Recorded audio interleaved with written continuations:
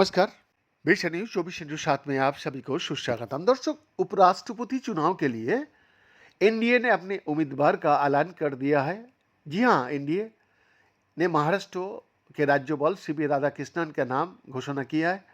जगदीप धनखड़ के इस्तीफा के बाद से कई नामों पर अटकलें लगाई जा रही थी, मगर बीजेपी ने आज राधाकृष्णन का नाम का ऐलान करके उन सभी अटकलों को लगा दिया है। ऐसे में सबसे बड़ा सवाल ये है कि आखिर बीजेपी ने दक्षिण से ही क्यों चुना उपराष्ट्रपति उम्मीदवार।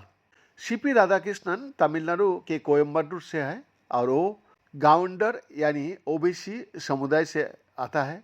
अगले साल यहाँ विधानसभा चुनाव होना है। ऐसे में सबसे बीजेपी ने उनकी नाम की घोषणा करके बड़ा दांव खेल दिया है।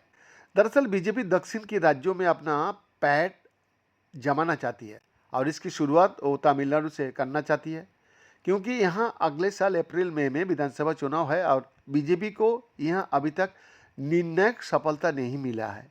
राधाकृष्णन के पास लंबा राजनीतिक अनुभव भी है। वो कोयम्बटूर से 2 बार का सांसद रहा है। इसके अलावा वो झारखंड का राज्यपाल भी रह चुका है और फिलहाल महाराष्ट्र की राज्यपाल है।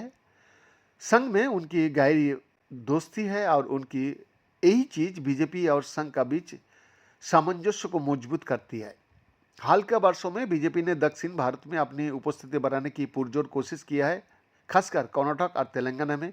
कर्नाटक दक्षिण भारत का एकमात्र राज्य है जहां बीजेपी सत्ता में रही है, लेकिन तमिलनाडु और केरल में उसका प्रभाव सीमित रहा है। ये इसलिए क्योंकि उसकी हिंदुत्व विचारधारा तमिल अस्मिता और द्रविड़वादी भावनाओं से टकराती है।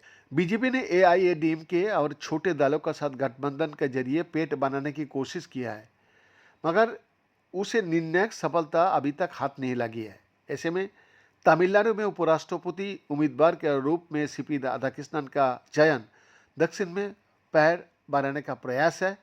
1967 के बाद से तमिलनाडु में केवल डीएमके और एआईडीएमके ही सत्ता में दखल करके रखा है।